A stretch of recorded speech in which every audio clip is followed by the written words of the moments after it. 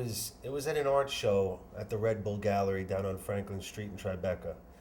I had been invited down there by Richie Emilo, his old friend, and there was Dominic standing there in this full, pinstripe suit with this big grin on his face. I went and looked at his work, and I walked up to the guy and I said, "I really like your paintings," and he goes, "It's all shits and giggles," and then he just walked away.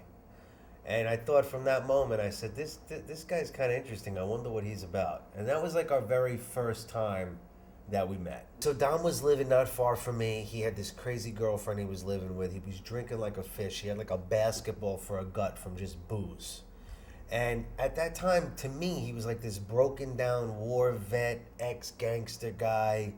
He was really miserable, and the only thing that seemed like it could possibly give him some salvation was art. I, at the time, was living in a big place that I lived alone, and I had a lot of room, and through, basically, he was like, "Rossi, I need some place to go for a couple weeks till I can get my shit together. You think I could come and stay with you for a couple weeks in your studio?" A couple weeks turned into 2 years. I mean, that's basically what happened. Because once we started living together, and I kind of took him in, and then, realized what his whole deal was. And then Billy, you got involved, and we're like, "Well, what's going on? Maybe we should like start filming some of this shit." It went from me helping him out a little bit to the next thing we were like going to make a movie, and we were going to do this art show, and we were getting, people to help us, and it just kind of grew from there, because that's Dom. He kind of just takes over what area he goes into. Now he's living with me, and everybody's saying to me, "Why are you letting Dominick Montiglio live in your house? Do you realize what this guy did? Do you realize who he is? Do you realize people wanted to kill him, that he was a rat, he's a liar, he's this, he's that?" I didn't know that there was a book written about him. I didn't know anything about him except for who I met and who I was dealing with and what he was telling me. I wasn't a fan of Dominick's. I didn't know anything about him. So at first, it seemed pretty far out. But it was almost like the movie Big Fish. As you got to know him, even though the tales were a little grander here or there, it was all basically really what happened. And he really did do a lot of this crazy stuff that he was explaining to me. Why I was willing to take him in is because, Dom to me was just this broken down war vet / artist. And especially when I heard that people said he wasn't in Vietnam, they were trying to smear his name and say, he was a heroin addict and all this crazy stuff.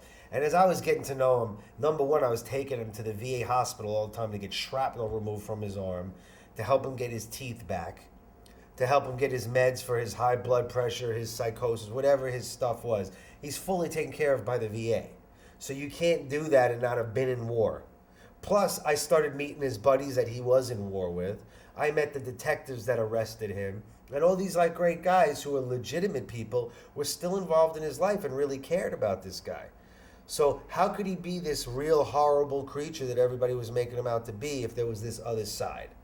And so I guess I was willing to explore the other side, Well, what happened was, so Billy comes along, my friend Billy, who we've known each other for years and done film stuff. And when I told Billy who I was living with, and he actually came to an art show, he was like, "Ross, you got to be kidding me! Like, we gotta do some filming," because Billy wanted to make films. I wanted to make films. So Billy started bringing his camera over and just filming Dom painting, trying to tell stories. And then we kind of got into it because Dominic actually had a guy that wanted a producer that owned his life rights and was trying to push his Dominic story. And Dom eventually gave me that role and said, "Look, I'm going to give you the life rights. You and Billy tell my story. I want it told the right way. I want it told the real brutal truth. And I'm willing to just unravel my life and tell it like it is." So Bill and I were like, "All right, let's go for it." And that's really why we decided, how we decided to make a film, how it came about. And again, like I said, him being a war vet and not even getting the credit to being in the war because he had that situation with the mob, it was I just felt like we were doing the right thing,